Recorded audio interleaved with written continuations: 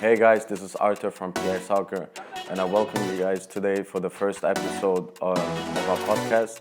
Today, with the first episode, we have Emmanuel Emory, one of the best agents in Switzerland that works with youth and professional athletes. Today, the reason why we're having Emmanuel in our podcast is that we want to give you guys exclusive insights about how an agent works, when is a good time to have an agent, what's the importance of an agent, and how to build a brand and how to be properly represented.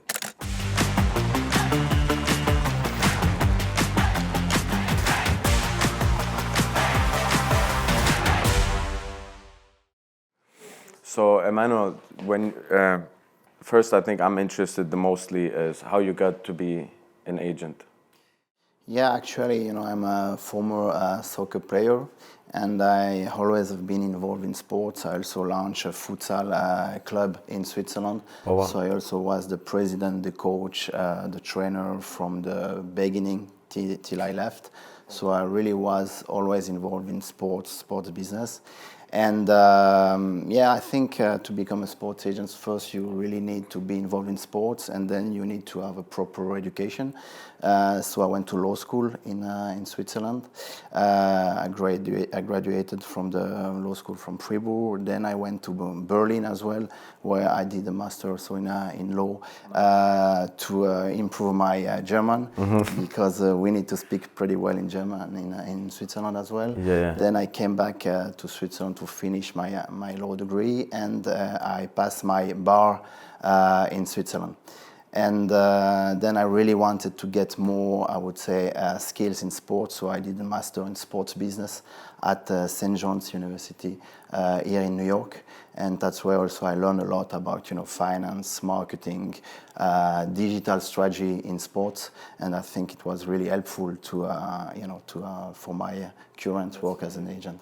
That's amazing. Did you have an agent yourself when you were playing soccer? No, because at that time, agents were not that, important. Yeah. And at my level, between the second and third level in Switzerland, we didn't really need an agent. Okay. Would you say now it's very necessary to have an agent in that level? I think it becomes really important, when you start having a certain level of playing, because there is so many things involved in sports now, and the level of just the sporting activities is getting higher and higher. But besides the sporting activities, you have also a lot of questions about marketing, how you position it yourself on the social media, how you really want to develop your career. Mm-hmm. So I think it's getting really interesting and important to have some advice, at least on your career, when you start feeling that you have a pretty good level. Amazing. So when would you say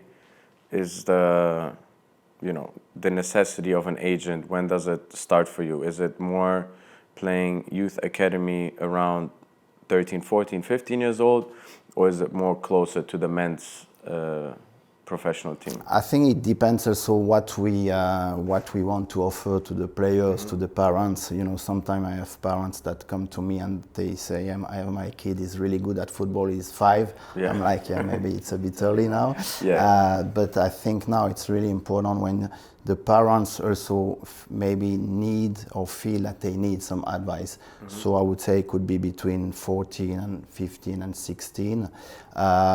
But I think what is important when the players are younger, the main advice that we can give is to the parents as well. How to navigate into soccer, what to do, what not to do, how you can push your kids to play or not too much, because it's also important at that age not to push too much. That's basically at around 15. I would say that it could be interesting to have at least an advisor more than an agent. Yeah. So the reason why I'm asking is because I train a lot of NYCFC, Red Bull Academy, and other academies in the area players. They're around 14, 15 years old, 16 years old. And since I'm their private trainer, I kind of take the role of the agent as well to communicate with the club. I think personally that it's important to have a third-party voice speaking for you.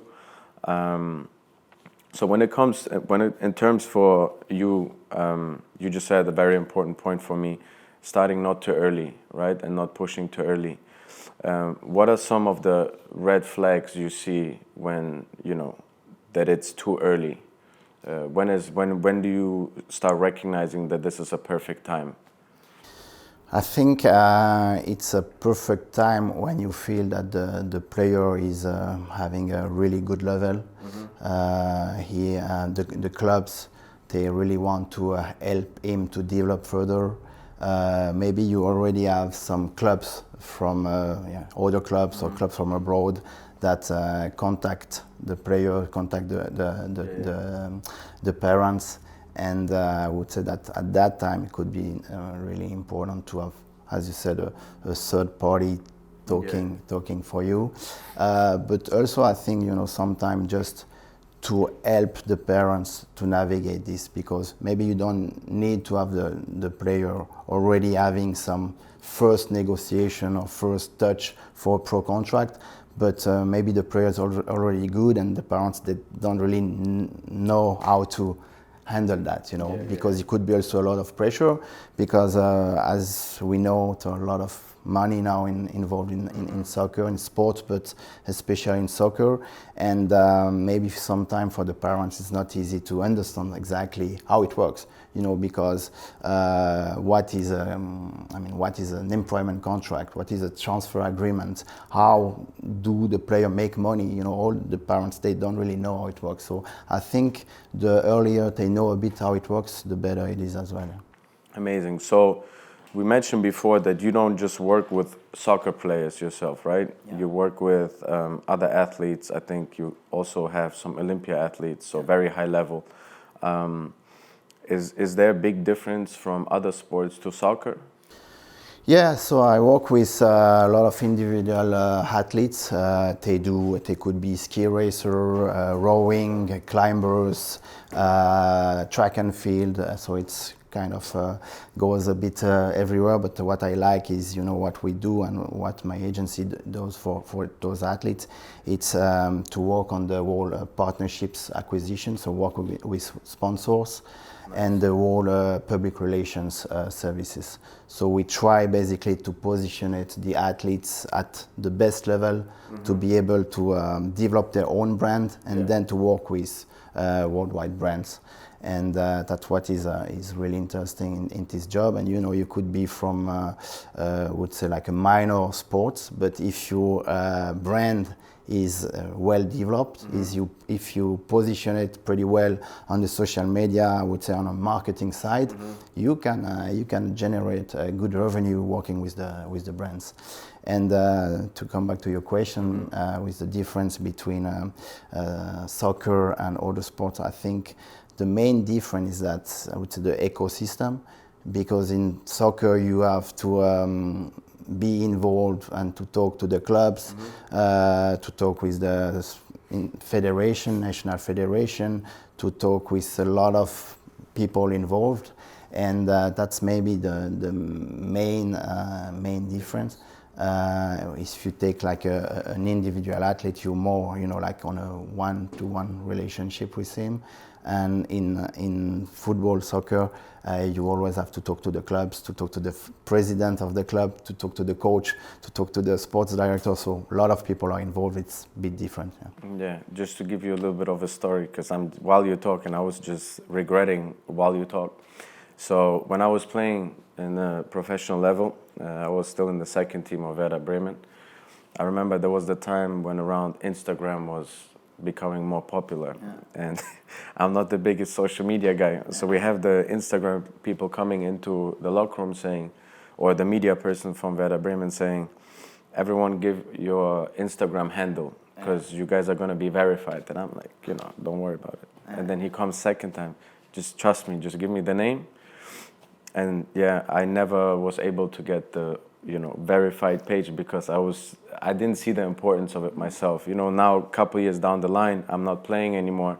And even if I would be playing, it would make such a huge difference. So when I have an athlete right now, for example, I always tell them, if you're not a super fan of social media, get someone to run it for you. That's, I think, one of the things that you guys help the athletes with, right? Yeah, exactly. And that's also the advice I give to the athletes, to the parents, for instance. If you are quite young, the main thing is not to be on social media, because you also need to protect yourself, you know.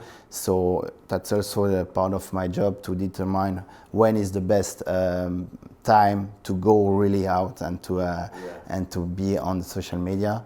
And that's why, you know, it's important to give those advice. But I mean, for now, if you're an athlete and you want to get some exposure, you need to be on the social media.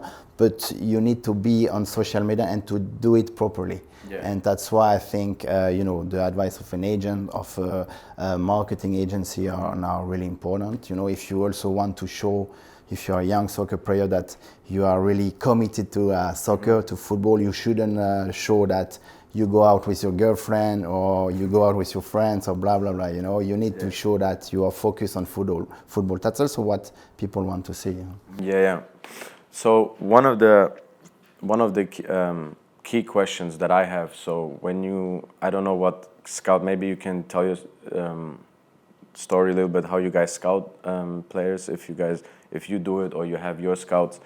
But one of the things that I'm always interested in, you know, when I speak to agents, what are they looking for in an athlete for them to be convinced that they want to be working with him? Is it more of, I mean, besides the performance level has to be great, is it the personality? Is it the mentality? Is it the, you know, opportunity to brand a person? Because there are some people you can brand, you know, have the look and the personality and the story behind it. What are some of the key aspects that you look for? For example, let's say in the youth soccer level, what are you looking for? Yeah, the youth soccer level, I would say what is important to me is the personality of the player. You know, you could have like two kind of players, maybe one player who is super great, you know, everybody says, oh, that's the next Ronaldo, that's the next Messi, but then when you talk to him, you maybe can notice already that he's not really down to earth. He's already, I'm good, I don't need to work. Maybe you see the entourage, he's not really good. Maybe they already think that he will make it. And you feel that it's maybe not the best entourage he has, or, you know, maybe he already has people around him, a lot of people talking to him. I will bring you there, I will bring you there, you will get a contract there, blah, blah, blah. And sometimes the situation is already a bit complicated.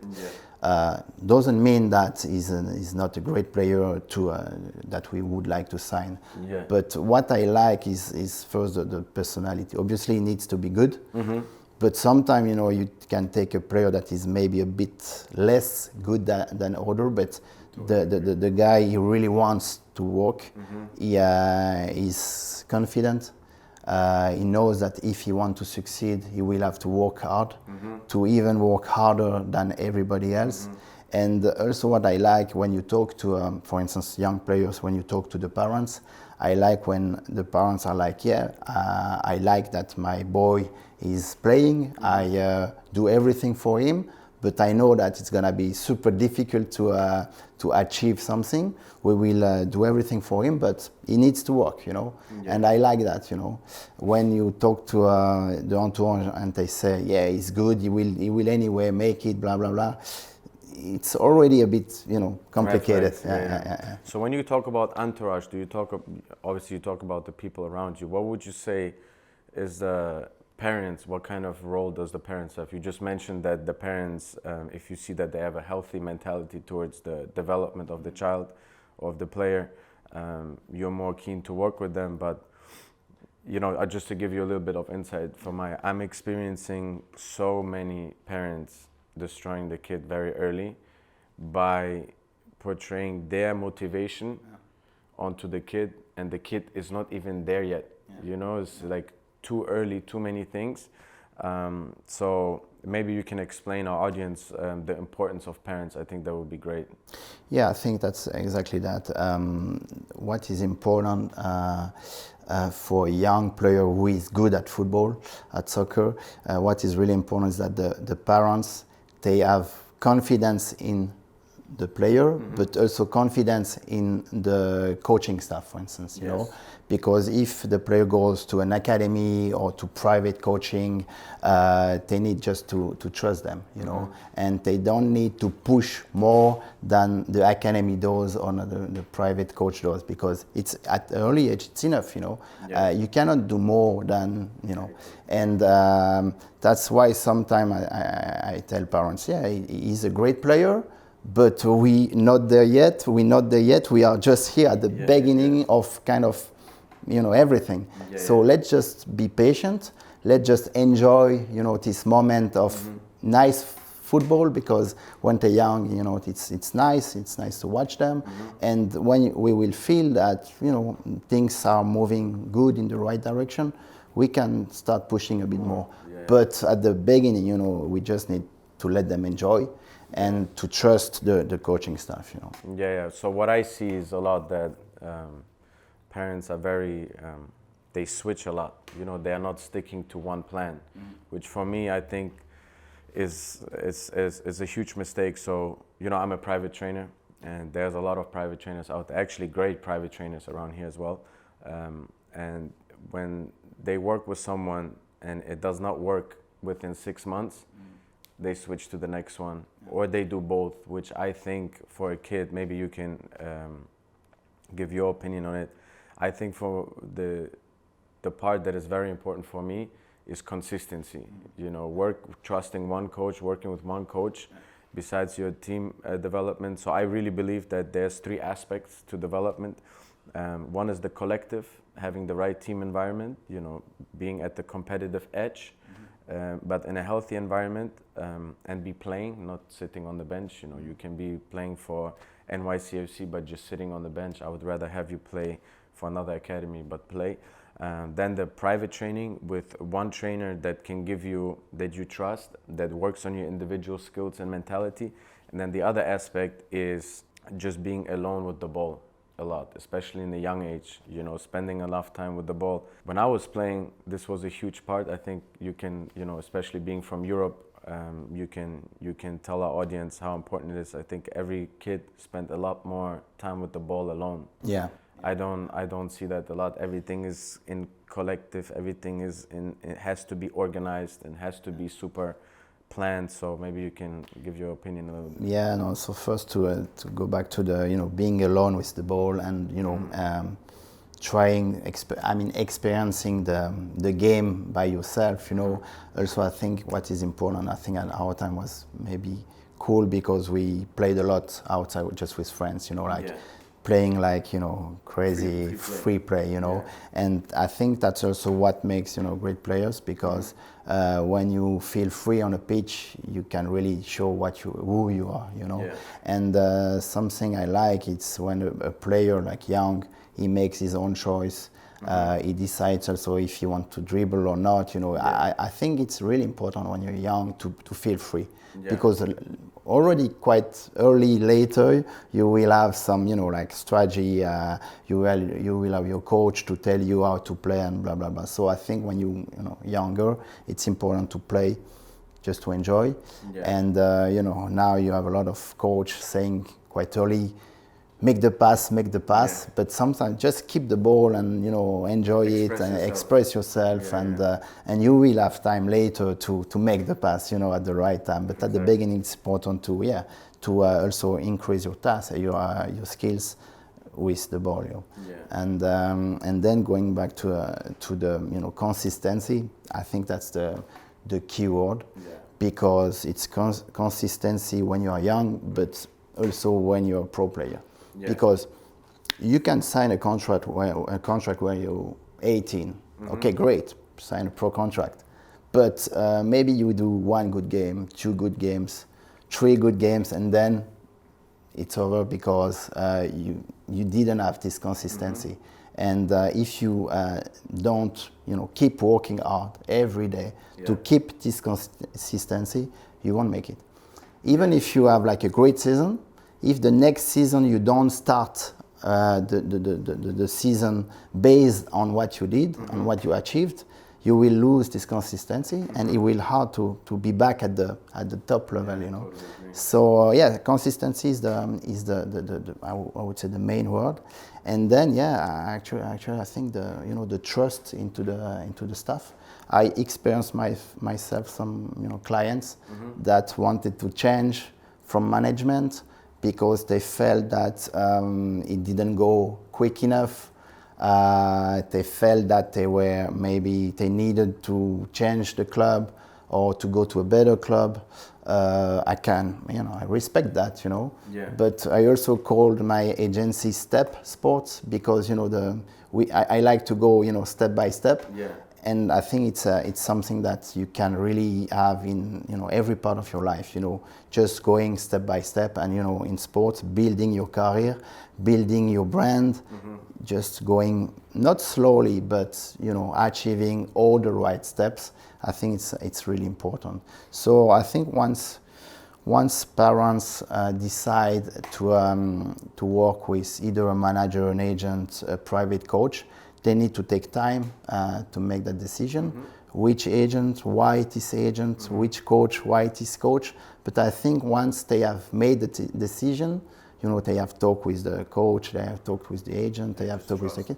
Yeah, they just need to trust. Yeah. And obviously, then if there is some, big mistakes, or I can understand that they would change. But otherwise, if they work with professionals, I mean, they just need to trust and to keep moving all together, because that's also what I like to tell my clients, agents, coach, we are a team, we don't work for ourselves. I mean, as a lawyer and as an agent, I always work for my clients, I'm always behind, I just do the work for them, and then we are a team. So I'm happy if they succeed, of course, Yeah, so my story of consistency with agent is I started having an agent, I think at 16 years old.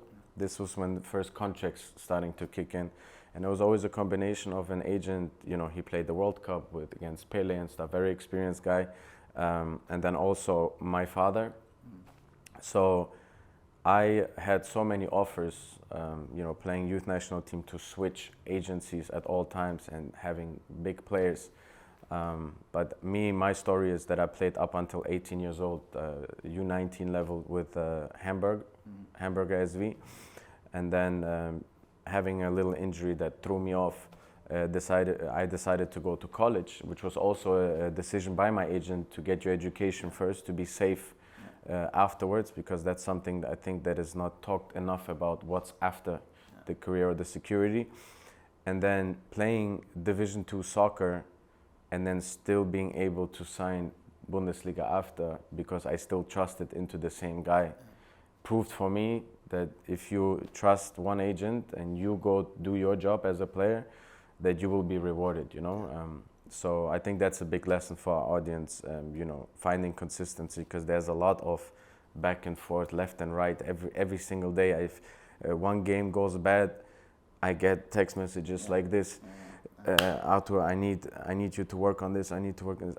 I already have a plan for the next 2 years, and I calculate bad games in it. Yeah, exactly. Yeah. And something that I really, really wanted to discuss with you. That's one of our main aspects in development, and I think that goes well with what we just talked about, is the mental side of the game. You talked a little bit how you work with your athletes. What standing does mental work, mental performance, or mental health, anything regarding mental for the player, what standing does it have in your agency? I think now, in sports business, mental coaching, the mental aspect is one of the main aspects, of the game, actually, because maybe at my time we were not really looking at that side. But now, if you want to succeed as an athlete, as a soccer player, as a ski racer, as a track and field racer, or whatever, you need to work with someone. And what I like to say, working with a mental coach, it's not because you maybe because you feel that you're weak, it's nothing to do with weakness. It's more it's because you want to develop something further. Build habits. And exactly. And we always talk about, I need to go to the gym, I need to be stronger. But at that time we felt that talking about mental coach, it's kind of being weak. But it's not, I mean, we want to build, to be stronger, but we need to be stronger in the head as well. You have a stronger spirit, and that's why working with a mental coach now, it's just main thing. Yeah.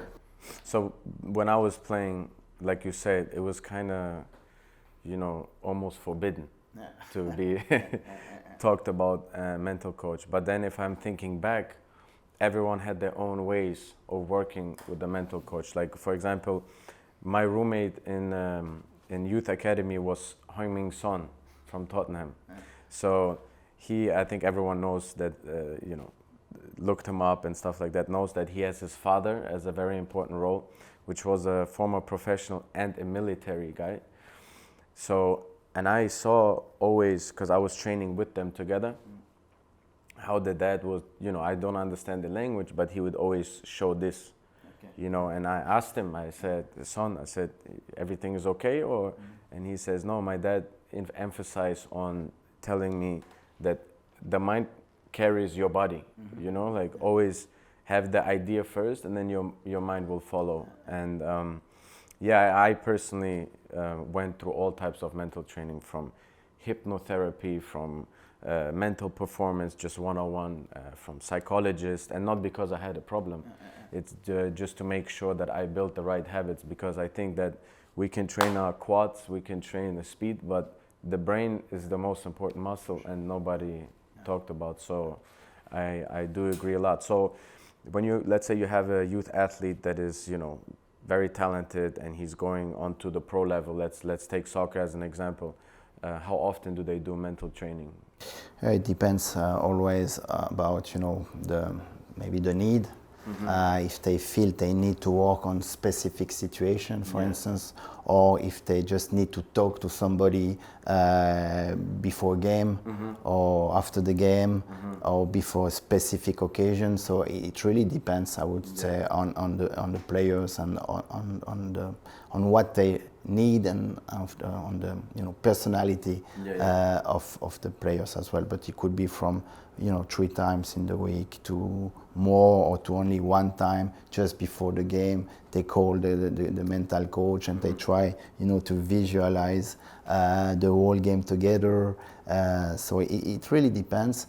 But what I like to work on with youngsters is it's really specific situation, because that sometimes when you watch a game and you see the young kids playing, you can really see that somebody maybe fail a pass, or he make a bad move or something like that, and then he lose his game, and that's what you have to work on. It's like those specific situations. So what happens if you lose the ball?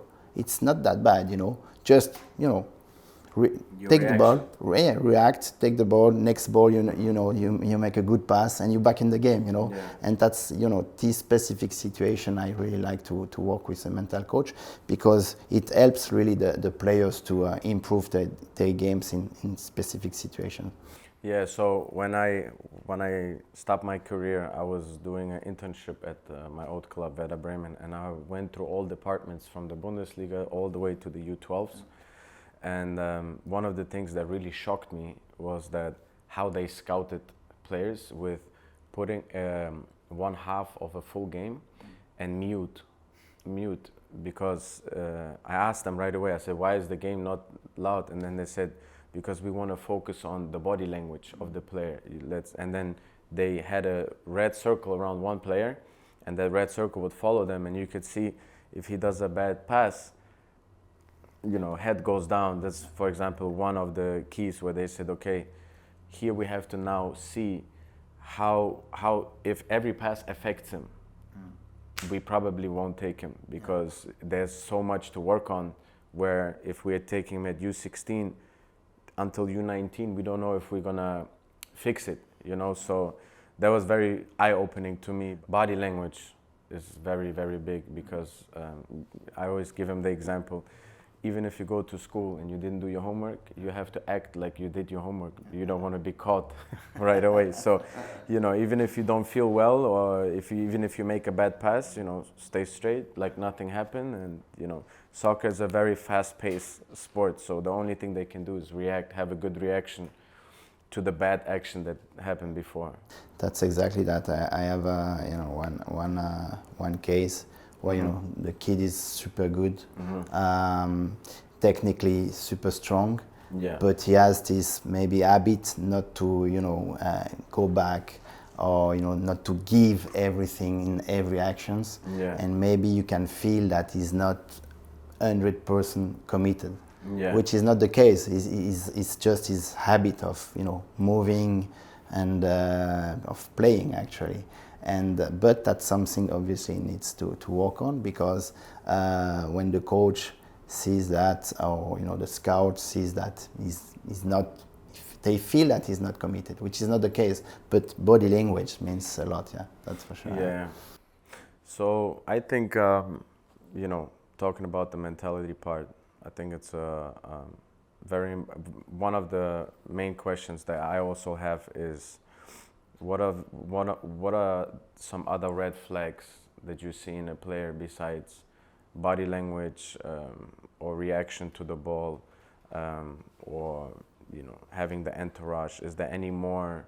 Because we want to really, why I'm asking so detailed question, we really want the audience to see that the mentality part is basically what's gonna get you an agent or gonna get you a club or whatnot. We talked about players not being too talented, and you're going for players that being a little bit less talented but have a strong mentality. Yeah, what of the, if you can think of some more things. I think one other red flag could be, you know, when the players is always trying to find some excuses about something.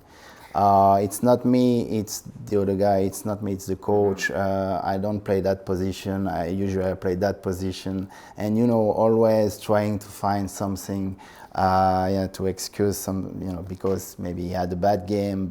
And I think that's something, I mean, it doesn't mean that you won't make it, but you need to work on that ASAP. Because at the pro level, once you are in a team with 35 players, you cannot just say, oh, it's because of the coach. He will just say, okay, I played the other guy. You know, that's an industry, that's a business, and that's like that. You know. Have you personally experienced a coach not talking to you and giving you advice? And especially when you're young, you know. So it's not easy, you know. So you have to be confident, and it's not easy to feel that the coach maybe doesn't count on you. So you have two options. You keep working hard. You say, okay, I'm a good player. I keep working hard. Every practice I will show him that I'm good. And at the end I will play, because at the end, besides sometimes it happens in some clubs, the coach, special cases, maybe the coach, they prefer some players because of blah blah. It could happen maybe lower leagues, but otherwise you have those two options. Either you keep working hard and you believe in yourself and you know that you want to succeed, so you will keep pushing every day. And that's why I tell my guys, my players, we don't have choice, just keep pushing. Or you can decide to kind of, give up, and you say, okay, he feels that I'm not good, so I don't know why, blah, blah, blah, and find those excuses, and it won't help you. So, I mean, and that's why, mental coaching is really important, because maybe you are like that, you will find excuses, but it's not over. You always can work on this and, improve yourself. Yeah, no, I personally, I don't know how you were, but playing youth Bundesliga academy, you experience very early how the pro situation could look like. I had a situation where a coach wasn't talking to me for 6 months.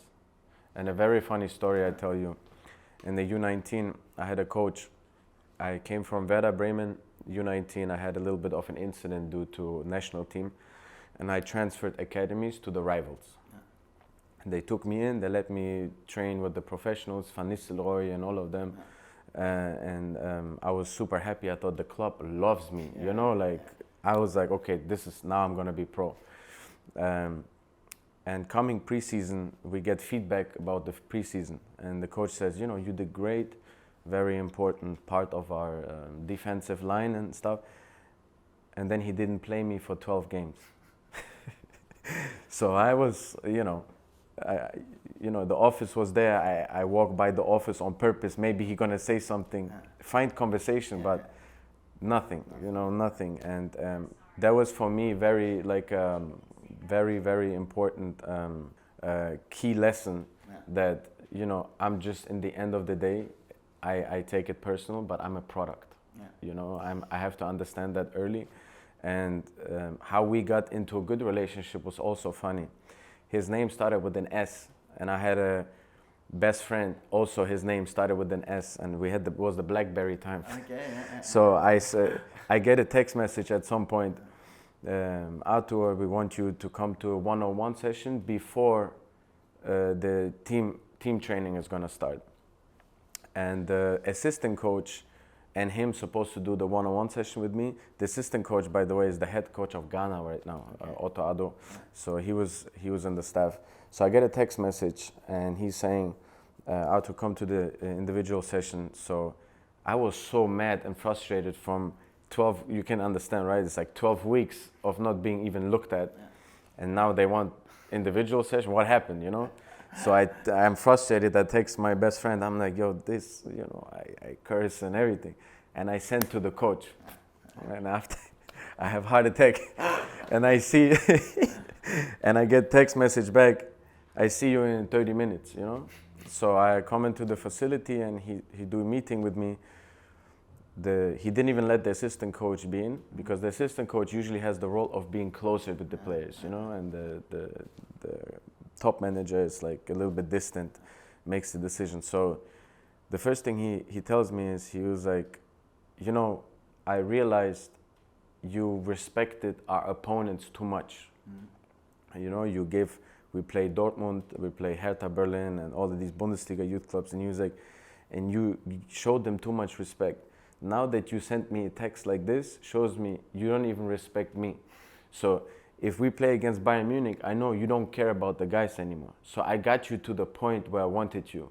And after that, I play every game. I was sick, I get called, please come only to Friday training, so I can tell the other guy he's not playing and you're playing. So I tell my clients, you never know where the trust, you know, comes from, because every coach has a different way, you know, like in the end of the day, you can only take things not personal and focus on your performance, you know. And I think that mental, you know, closing this conversation with mental training, I think that mental training comes first.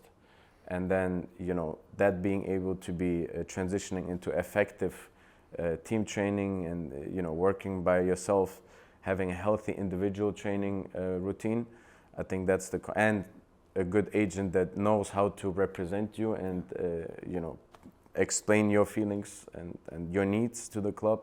I think that's overall is the best combination, you know, for a player to succeed.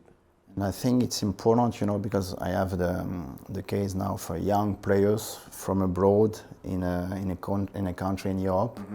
You know, we feel that, I mean, the club wants him, but the coach he doesn't play him, you know. So there is an issue of language, because both they don't speak the same language. Yes. So it's not easy for young players already to be away from his family in a club where, you know, they don't speak the same language, in a club where he doesn't, you know, play, and where he feels that the coach doesn't want him. Yeah. But that's, you know, where the agent is also important, because maybe he could say, sorry, but fuck it. I want to go back and play in my hometown where everything was easier. Or he could say, I will go to talk to the coach and say everything I think, and maybe we'll just break further the relation. Or, you know, my advice to say, okay, you know, you're young, you arrive in a new country, new club, you need to adapt a bit, take time, we will push, but for now you just need to keep working. And like in your situation, sometimes also we talk about consistency, but patience is really important as well. And that's, how you also need someone who advocate for you. It's also in, giving good advice, because it's important that I tell him, keep pushing, be patient, and, if you're good and you keep showing that you're a good player, good things will come. So that's also important to have, the good advisor and to be patient to make it further. Yeah. No, I think for audience, just to close up, I think for you guys it's very important to see that there's going to be a lot of different trials within your career, going from youth to professional, and like Emmanuel and me telling some of the stories, funny stories or not so funny stories, it will always come down to being patient, consistent, and having very, very, I would always say that, like a stable mindset, and to be able to perform day in, day out. And this is where the keys to success lays, I think, in professional sports. So Emmanuel, thank you for being on our first podcast. I think it's very important for the young players and old players to see the combination of all aspects needing to be met. And I hope we can do another episode one day talking about some of good cases. Yeah, exactly. I hope you guys enjoyed the episode. If you guys have any questions, please in the comment section ask us anything. We're gladly welcoming any question to answer. And I hope you guys got some value from this.